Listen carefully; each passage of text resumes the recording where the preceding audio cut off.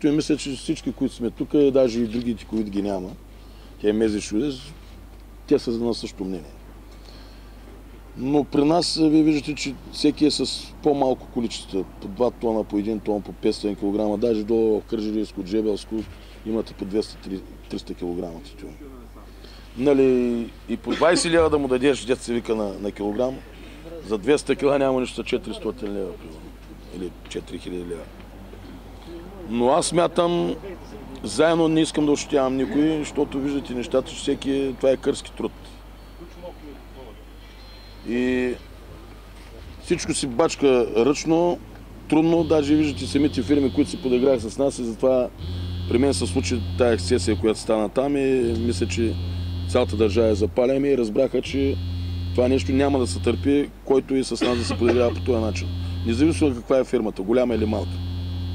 Гръцка или българска или каквато ще да е американска даже. Но за което сме се събрали тук, предлагам нещата са такива, че заедно да го решим всички. Не е проблем аз да държа за басмити, вие да държите за бърлия, другите да държат за вержинята. Затова сме тук, всеки да каже, аз съм съгласен, каквото вземе ръководството тук и заедно, това да бъде. Така го мисля аз. Според мен.